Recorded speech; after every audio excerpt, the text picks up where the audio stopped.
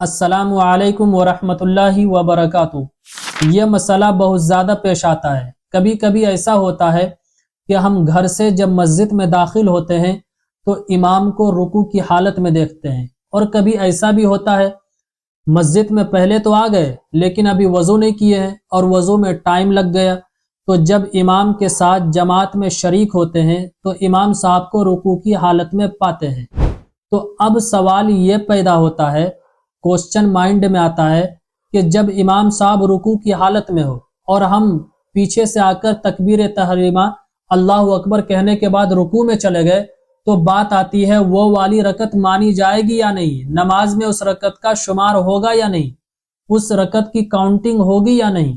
तो इस मसले को अच्छी तरह बारीकी से समझ लीजिए, बहुत ही इंपॉर्टेंट मसला है।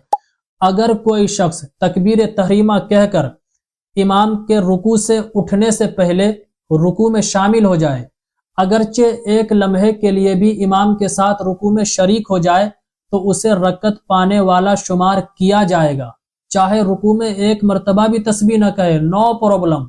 इसको यूं समझा जाएगा कि उसने वो रकत पढ़ ली है, उनकी वो रकत मानी जाएगी और वो नमाज में उस रकत का शुमार भी होगा।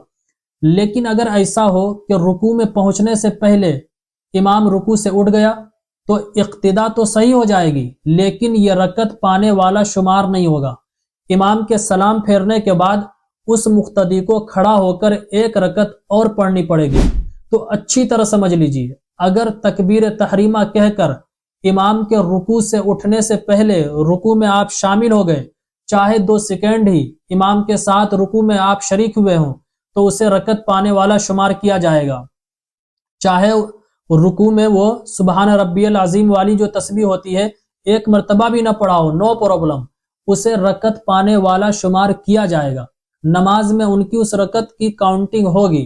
लेकिन अगर आपके रुकू में पहुंचने से पहले इमाम रुकू से उठ गया तो उस नमाज की इक्तिदा तो सही हो जाएगी, लेकिन वो रकत पाने वाला शुमार नहीं होगा। उस नमाज में उस रकत की काउंटिंग नहीं की जाएगी। इमाम के सलाम फेरने के बाद उसे अलग से एक रकत और पढ़नी पड़ेगी। तो मेरे अजीज भाइयों और बहनों, मुझे उम्मीद है ये मसला बहुत ही क्लियरिटी के साथ समझ में आ गया होगा।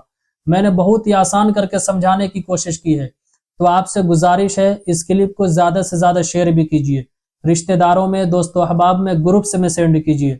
दीन की बात है, मसले मसाइल हैं, इनका सीखना हर मुसलमान के लिए जरूरी है। तो सदका जारिया की नीयत से जरूर सेंड कीजिए। अस्सलामु अलैकुम वरहमतुल्लाहि वबरकातुहू।